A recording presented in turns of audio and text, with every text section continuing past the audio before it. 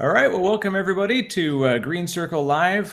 Very proud to bring back here. We are in episode, I believe, number 5. So this is very, very cool. We've had a great series so far.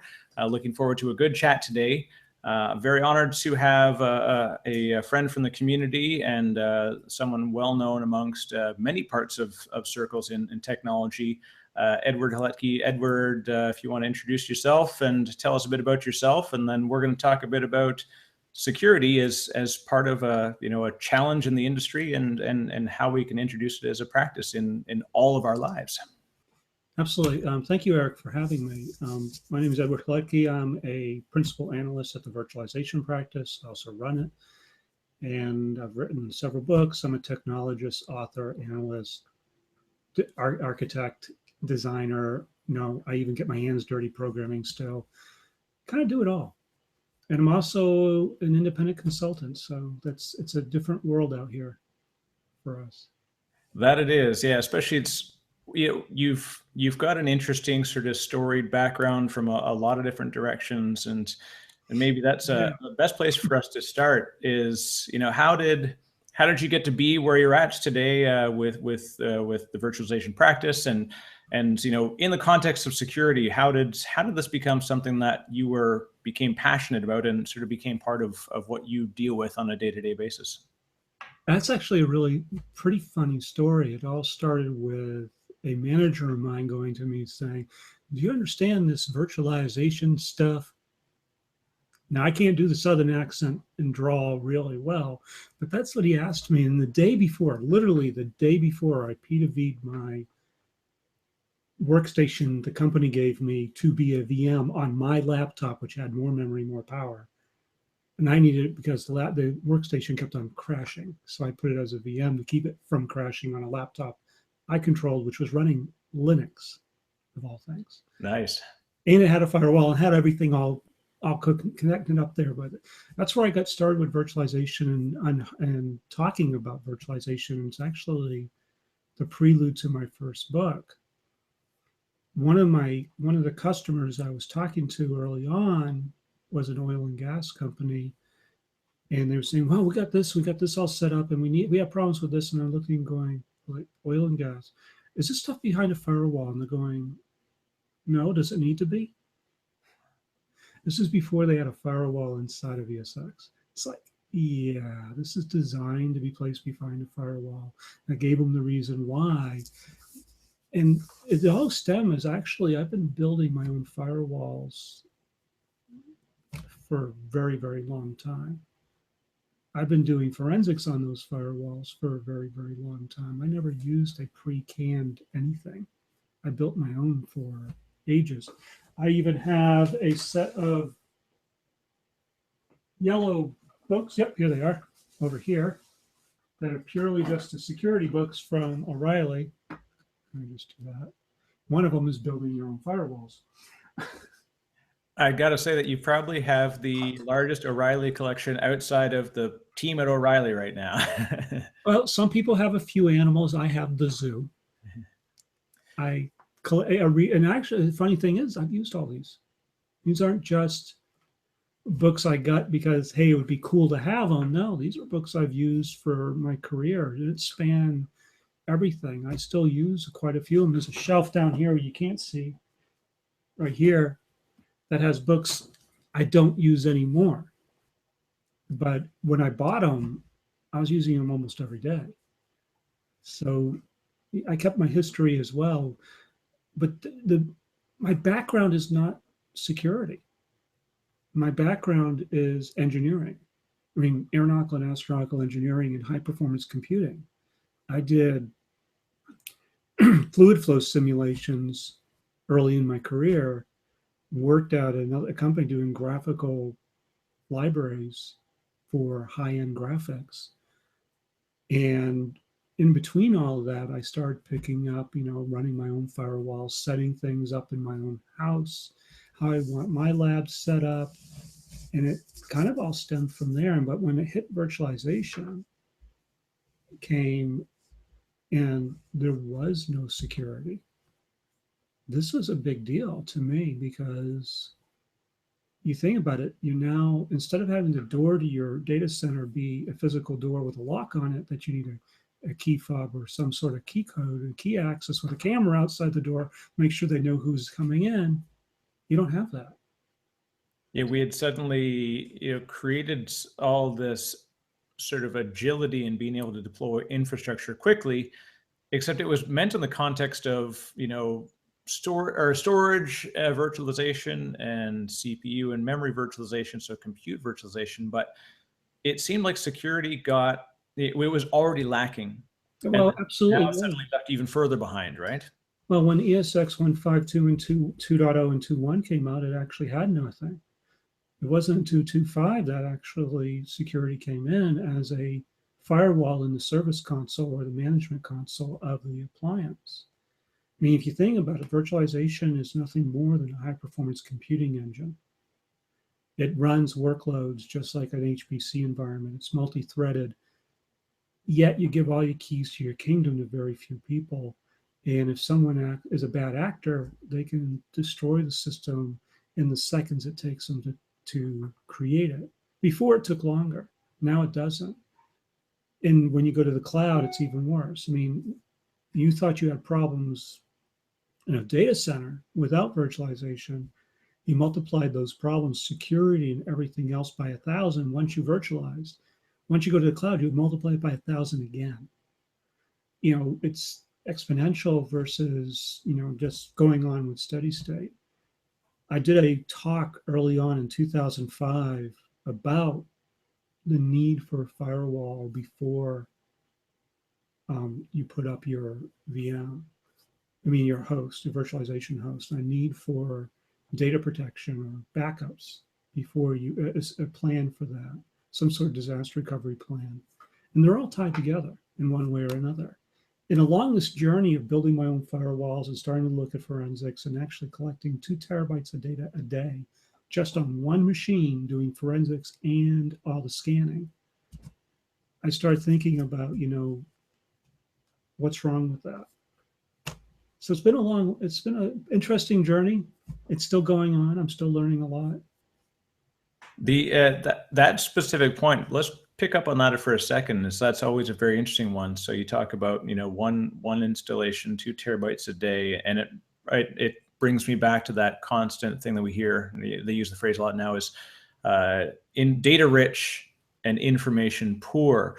Do you see this I see it as a challenge myself. And what's your view on, the challenge of people perhaps collecting data, but not knowing what it is that they're collecting, where to go back to, forensically discover content within it and actually get meaningful information out of this pile of data we've got? Let's start. If you collect data, any data, anywhere, it becomes discoverable by the court of law. I can literally file a request as a lawyer. I'm not one, but I did forensics. Anytime you do forensics, whether you're doing it for yourself or for an organization, assume it will be used for the court of law, because it will. And if you find certain things, there is a do not get out of jail free card. You go straight to the FBI. There's laws about what you do. If you're doing forensics and you find kiddie porn, you don't talk to your management. You don't talk to anybody. You call the FBI immediately. Most people don't know that. But that's the way it is. This is just the law. How have you found the adoption as far as like information security teams in their role? Because it splits this interesting line between, where they fit in the corporate structure and where they fit in technology. Because as you said, like there's a legal aspect to what they do as well, right? There is a legal aspect, but that's the thing that they have to think about. And I actually think that's the wrong question. I don't see security as being any one team's jurisdiction.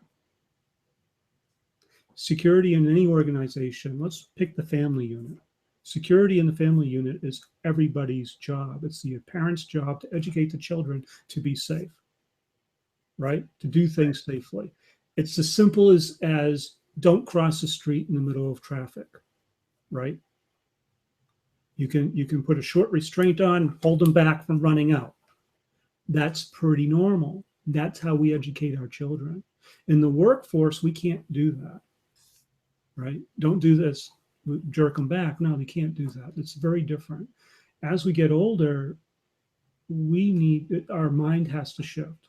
And the problem is that as parents, we're not instilling that in our children, that security aspect, safety, because we want them to have freedoms, we want them to do what they want to do, we want them to grow, we want to be proactive, but you can do that and do it the right way.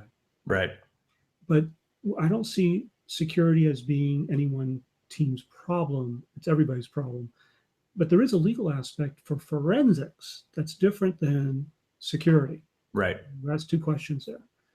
Forensics is taking all this data that you have and trying to figure out who did what, when, where, and how along a timeline. Okay. Yes. Yeah. And the analogy you used was great there. We talk about we're not doing it today in the family unit, and that kind of goes right to you said everybody needs to do this when we're especially as we look towards the DevOps culture and methodologies, and for these sort of rapid, agile, quick time to market development, and trying to tie it to infrastructure. What's the right way, or what are ways that you see that security has successfully become parts of that? And do you see, and also, do you see, like I think, a huge gap in that area right now? There's a huge gap, but there's also success. The success is communication. If the teams cannot communicate to be one team, I mean, you hear everything about DevOps. It's about communication, it's about empathy, it's about talking, it's about communicating. So I don't like the word DevOps. I actually call it communication and teamwork. You don't have that, you don't have anything. You're marginalized. Security is gone because they missed the virtualization revolution, and I would call virtualization a fairly large revolution, and they were outside the scope of that. Anything that they have to say now is only done with the physical, and they ignore the virtual, mainly because they were marginalized, and they're ignored to this day because they're telling people to do things that impact productivity, right? As a security team member, if you're trying to impact productivity, you need to first know that. And that means you're not doing your job. Right. You impose security without impacting productivity. But to be honest, most security teams now are just checkboxers. They go down a compliance list and check boxes. Yep, you're missing this checkbox. You have it. You have it, checkbox. You don't have it, get it fixed. And one of those checkboxes could be harden the system. And they don't tell you how. They just say, follow the guideline. Well, the guideline is just that, a guideline. What's the business requirements? What am I using? What am I not using? For example, the latest security patch came out for fiber channel adapters. I'm not using fiber channel. Do I need to apply that patch? Right. Those questions aren't even being asked. It's all or nothing right now. And that's actually because we're reactive, not proactive. And we need to shift to be proactive again. It's cyclic. We go through these cycles. But the biggest problem we have is not the technology. The technology exists to secure any environment well without impacting productivity. What's really missing in my mind is the awareness by individuals that what they're doing is not secure. It's a mindset. It's a people problem. For example, if the CEO says, oh, security is just a switch, or, I don't care because I made money on the stock market, it's not a big problem. Or he makes a decision, says, oh, that breach cost me $100 million, but I made $150 million the same day, pay the fine. That to them is like, well, it's not important. There seems to be a big sense of, no one sees it. And you talked about, disaster recovery, backups, and disaster avoidance. There's all these other things about business continuity that actually are part of everything like that. Security in itself is part of business continuity. Everything is part of that. And there's this sense by a lot of folks that, well, we haven't been caught yet, or we haven't had an issue. But that's, I used to, the Sesame Street thing where Ernie has a banana in his ear and they said, what's it for? It's to get rid of elephants. He says, I don't think it works. He says, do you see any elephants?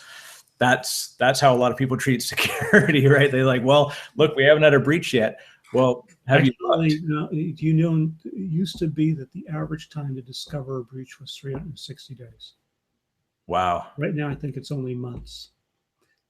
Okay, for certain companies are still longer than that. Early on in my career, I was brought in. I used to work for Digital Equipment Corporation on the high performance computing support team, basically engineering, close to engineering as I could get.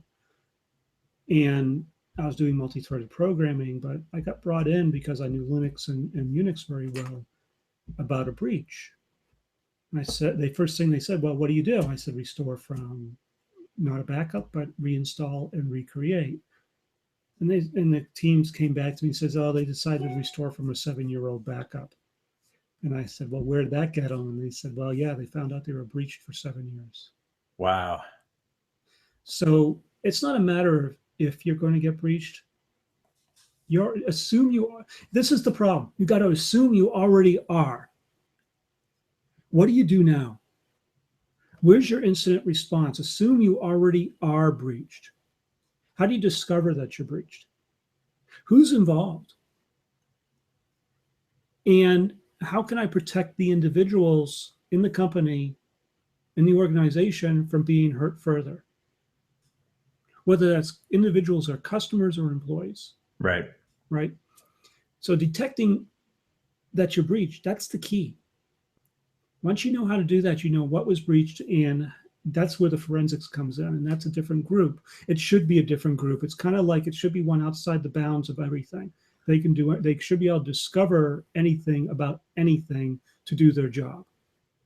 Right? Yeah, and that's interesting because I see in a lot of organizations that tends to be paired together, and we have a networking team and a security team, and they are separated from each other. Like you're right, there should be a separation of administration.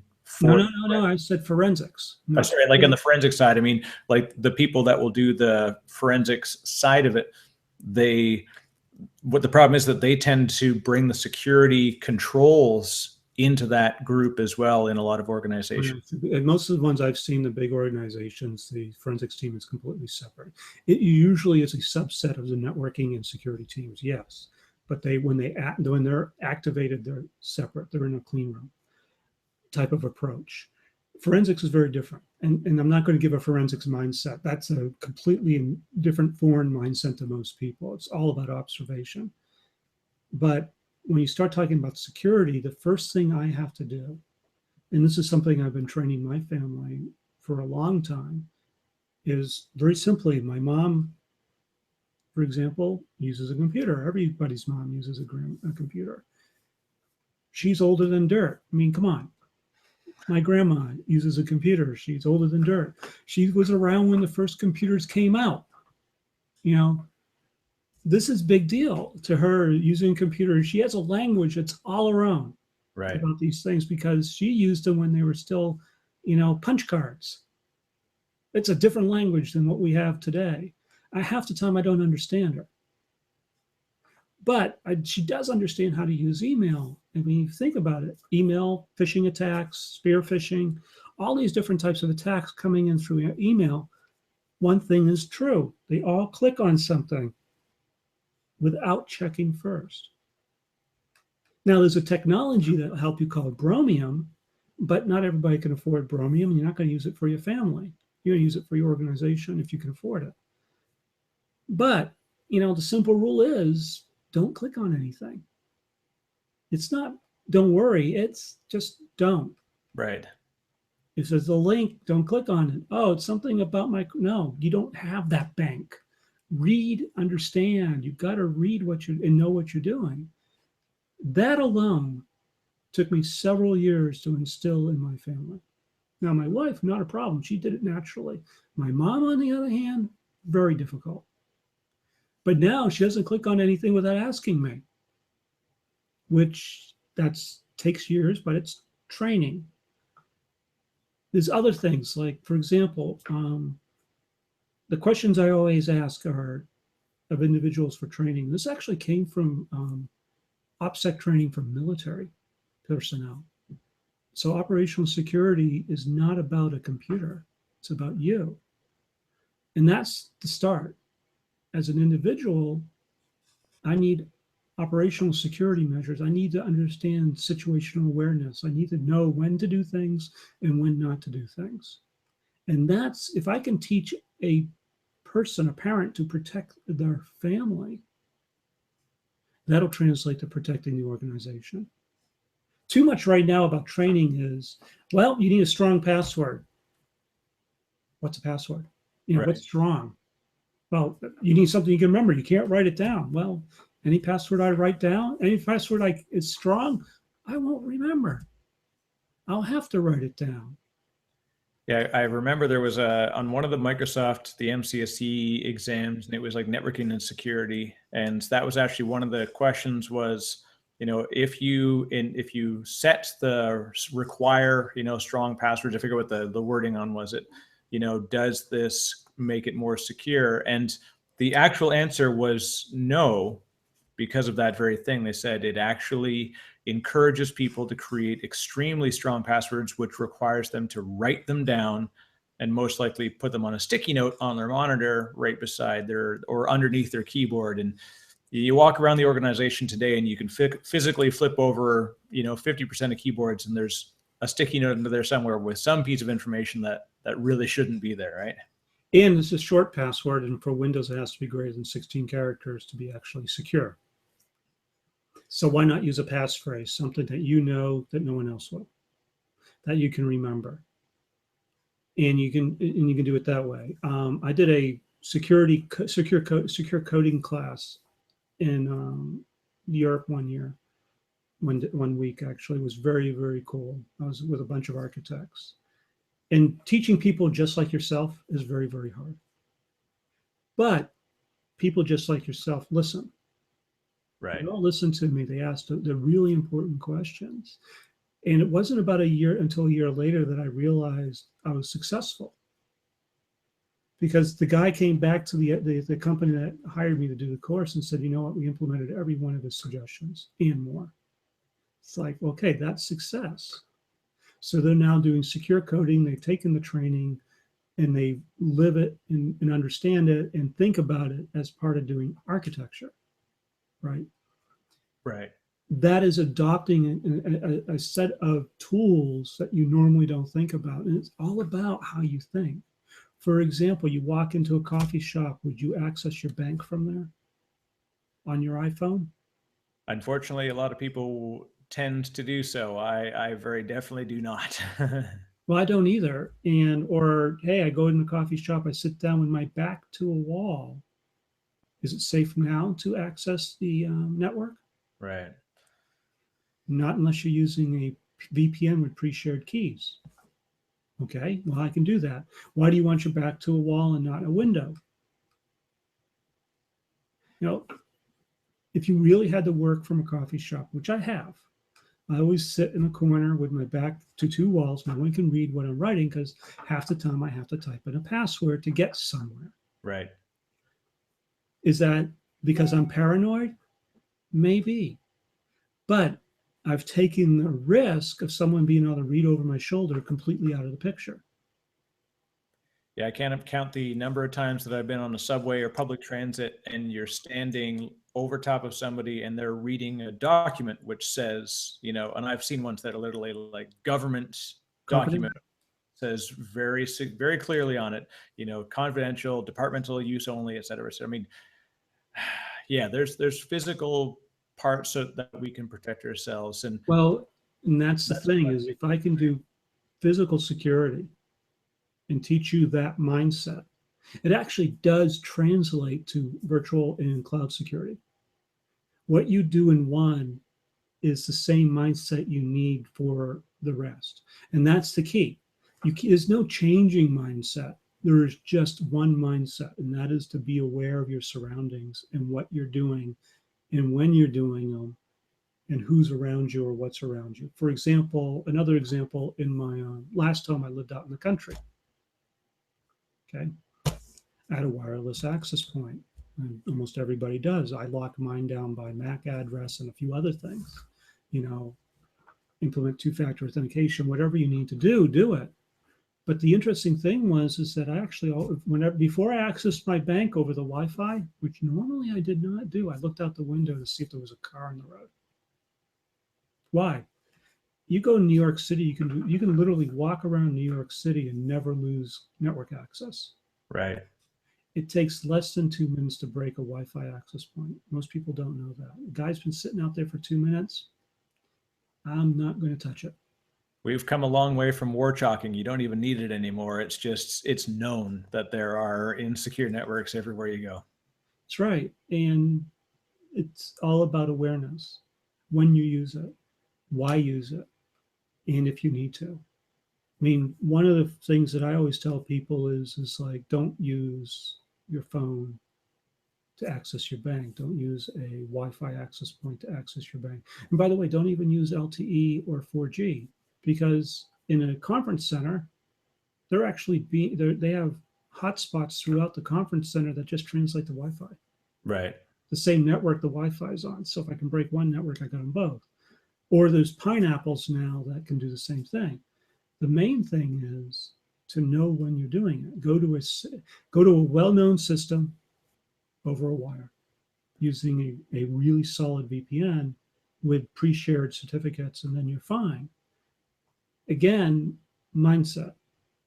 Where's the weak link in that path? If I use a standard SSL connection, the weak link is SSL. There's 10 attacks against it. Is that safe? No.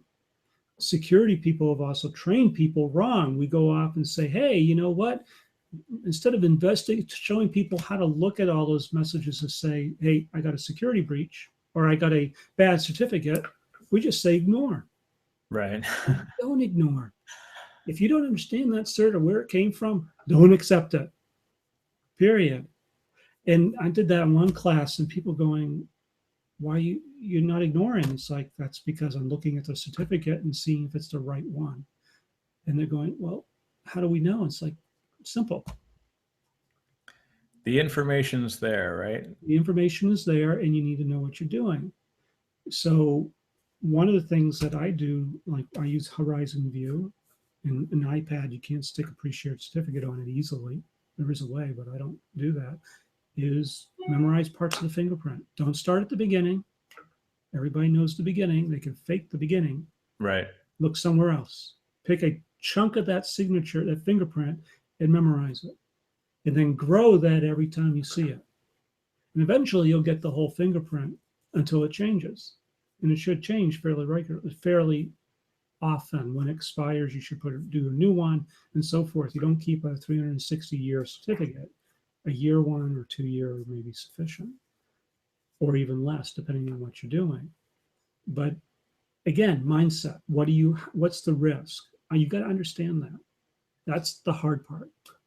So if we look at, virtualization introduced this ability to bring the outside further in a way, because we've brought the egress, closer to the workload, and the cloud does even more so, because we now put workloads out there, whether it's just simply application layer, but quite often there's going to be data exchange. There's going to be something that's going to go out there. What are your thoughts on, like, I never want to ask it's a silly gotcha question. Is the public cloud secure? Yes and no, right? There's a lot of different ways to qualify that, but how do we evaluate a public cloud for its security, as we look at developing towards it? Or as an infrastructure admins, how do we fully understand what the impact is of cloud as part of our security practice? Do a lot of reading. There's nothing going to beat that. You've got to gain the knowledge.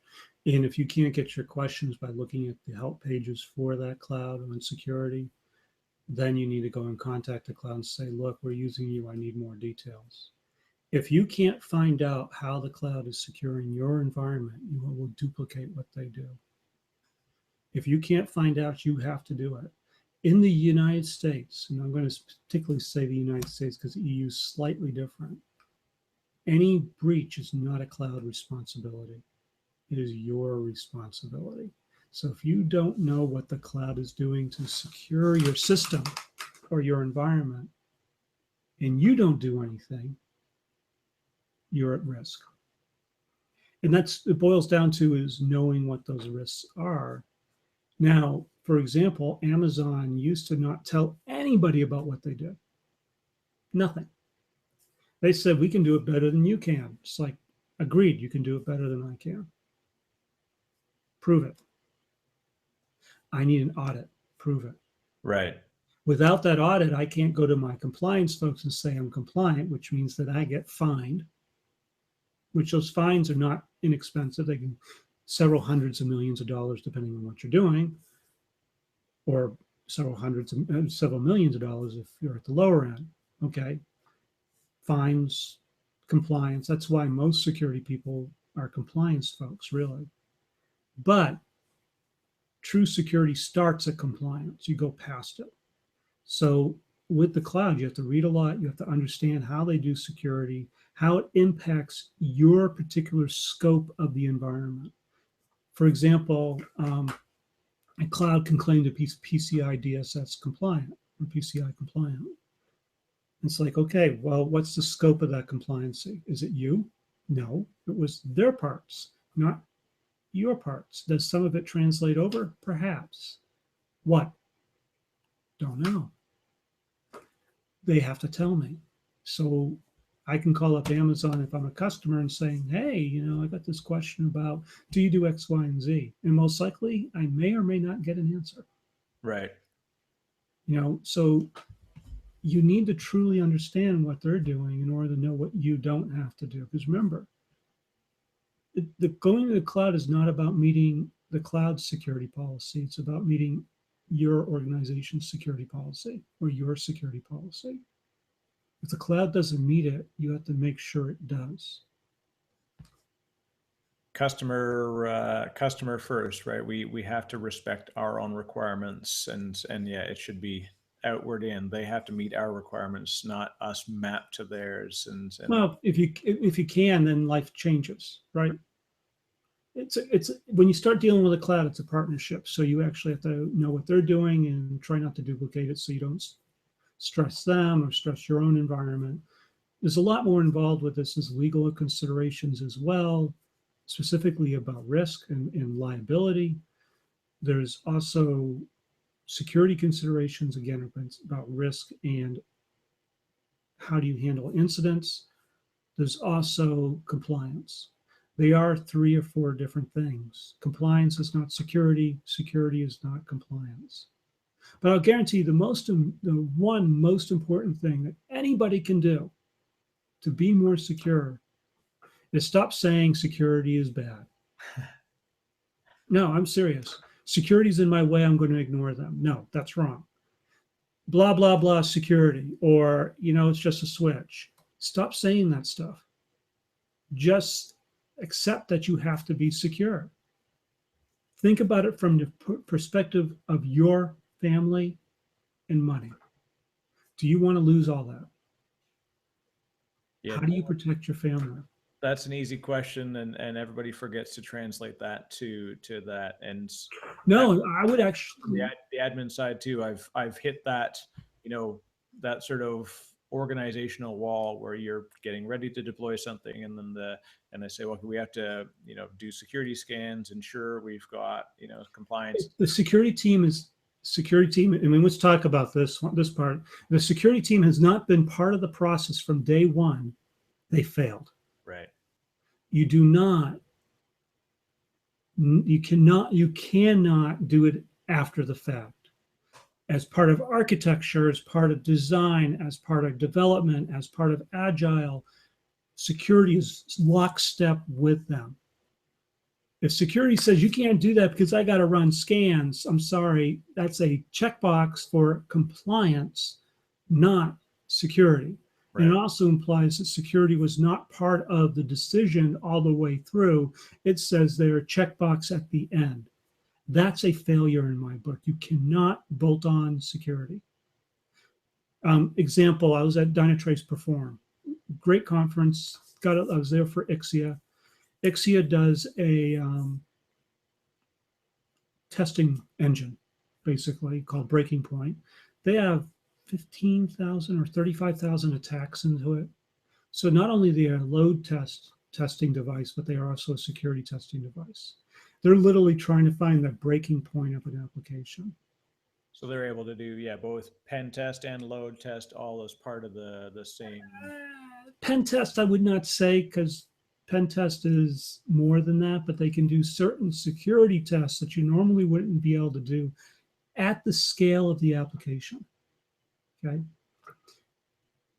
From start to finish, I built out an environment, two of them actually. One using VMware Photon, OS, Nginx, and Ixia. From started in Jenkins. So started the build with Jenkins so that Photon and Nginx were deployed and the scan was run. It was 95 seconds. In 95 seconds, I could determine if it meets one or a couple of different security tests. 95 seconds. If I can test your environment in 95 seconds, how fast do you think I could breach it? That's the mindset. Right. So I actually built it as part of my Jenkins build process. Now, anytime I do development, it runs automatically. I don't do anything.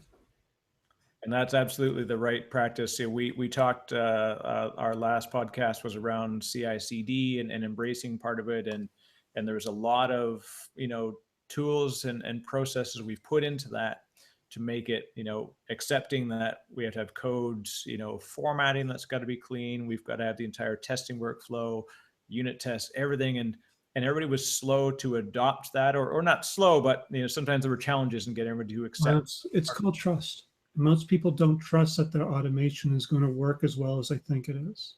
And until it does a few times, they're not going to trust it. For inserting security into all of that, and there's actually an architecture around this being developed that I know of, is easy enough. As code is put into the GitHub repository, I read out GitHub, run a build, and all that build does is a code check. Static code analysis to see if it meets some of the most basic of failures. Once, if it fails, it opens up a case, said you failed this static code analysis, blah, blah, blah, go fix it. And by the way, that build will be done as part of every build. Right. So that's the first stage. So I build the code. First step, code analysis. Second step, I may do a compile. Third step, I may do some unit testing, then eventually I'll get to security testing. Any failure along that path, the build stops, right?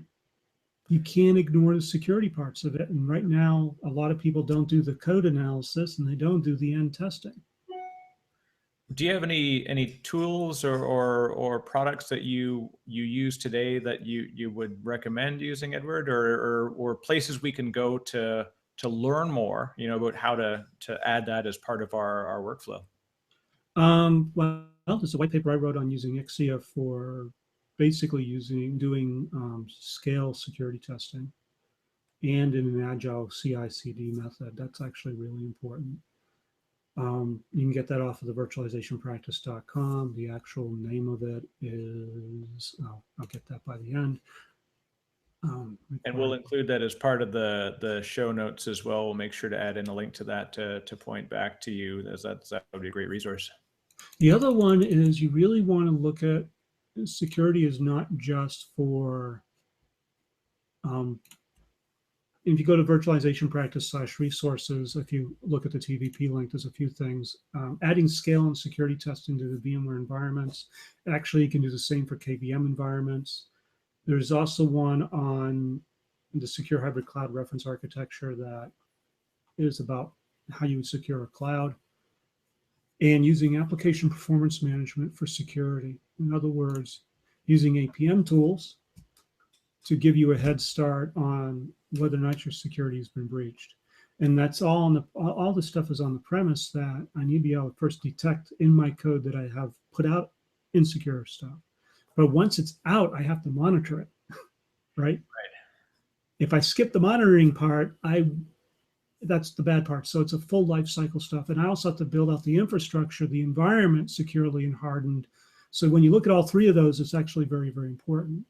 Most people don't use APM at like New Relic and/or, I mean, you pick one. ExtraHop, New Relic are really good examples. I mean, you're in more management and performance management of the environment.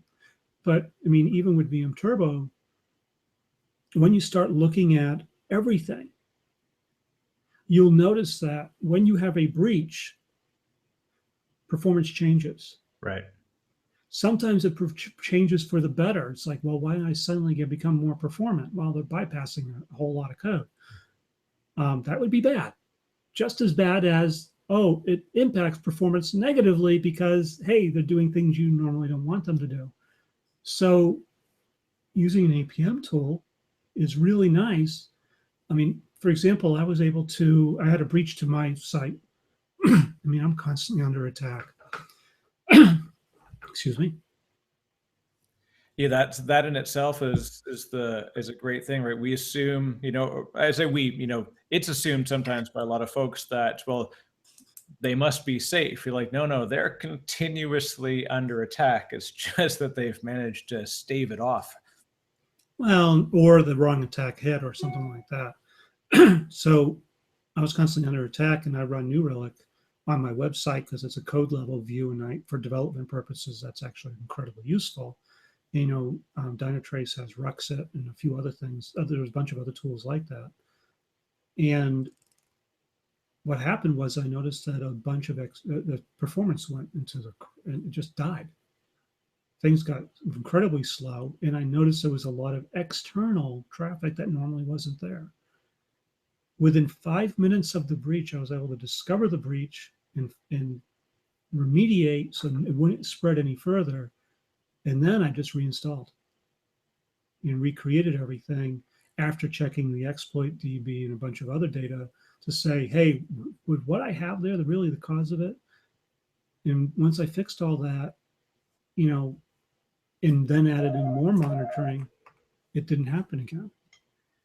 And so I think that's, we're getting up to the tail of the podcast here, and this is a perfect time to kind of round it up. We've talked a lot of great concepts, and everybody across the organization, across the IT, portfolio needs to make this a part of their everyday. It needs to be part of their practice in general. What's a good place to start for? We'll say we're sort of admin focused quite often. So, virtualization admins, a lot of them are new to networking. What's a good way to get started for them to learn more about this and kind of introduce this as part of their daily practice? Well, if they're a vSphere admin, there's always my books. It's a good reference. The last one was about, I have actually one about securing the virtual environment. Other than the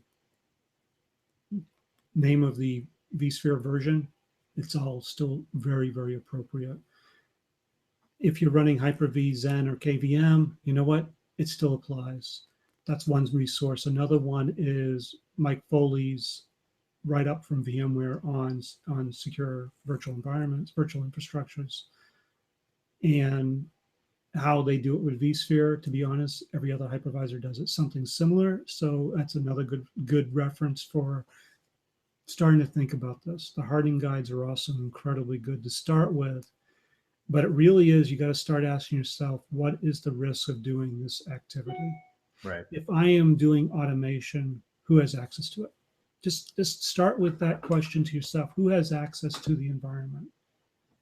Am I following best practices? The lowest hanging fruit of virtualization and cloud security, the lowest hanging fruit is free. Absolutely free. It won't cost you any money. It will cost you a little time. And that is, management of these environments has to be behind a firewall. Very simply put, simplest thing you could do. It's written down in every book that I've ever seen, every document I've ever seen on security. It's even in my secure hybrid cloud reference architecture. It's everywhere. That's the simplest thing to do. But the real question is, ask yourself, what's the risk and who has access to this, or who could gain access to this and through what path? And then close it off. Right. It's a mindset. Start asking the question of who can access it, and what's the risk if they do. Start there.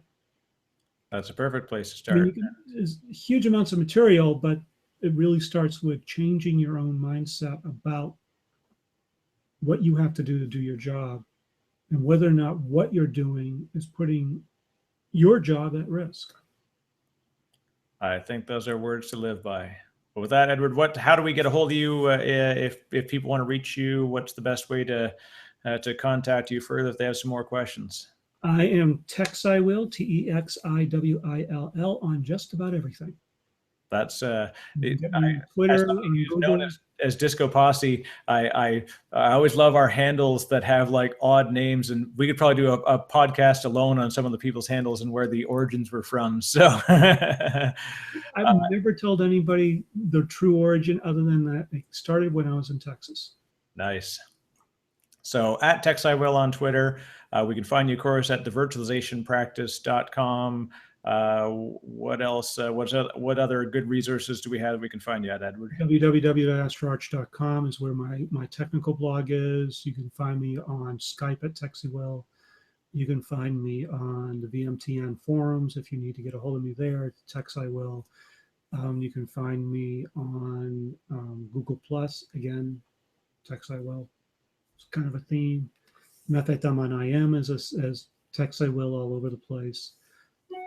That's probably the best ways. Email always works. You can get me at elh@virtualizationpractice.com. Give me an email if you have questions, you want to go further. Actually, one thing that I am trying to do is set up some free mentorships. So if anybody wants some mentoring on this, let me know. Excellent. Yeah, that's actually, we'll definitely put up information about that because that's a great resource. I know I've done some mentoring. Cody Bunch and Scott Lowe and a bunch of folks had sort of jumped in, and so that's great to hear. I know there's a lot of folks who would love to kind of get closer to some of the knowledge that you've got, Edward. That's great. Well, it's not just security. It's actually about consultants, being a consultant, doing business. It could be about virtual environments. It could be about writing. It could be about anything. But I'll probably start picking people in January because the end of the year is just a mess, as everybody knows. Good stuff. All right. Well, with that, Edward, thank you very much for coming out today, and we look forward to hopefully chatting again at some other opportunities in the future. And for everybody who's watching, of course, Green Circle Live, we can come to the Green Circle community. It's greencircle.vmturbo.com, and you can reach me. I'm at Disco Posse on Twitter. You can email me to eric.wright@vmturbo.com with any questions. And yeah, definitely glad to have this and look forward to talking much more in the future. Thanks very much. Thank you, Eric.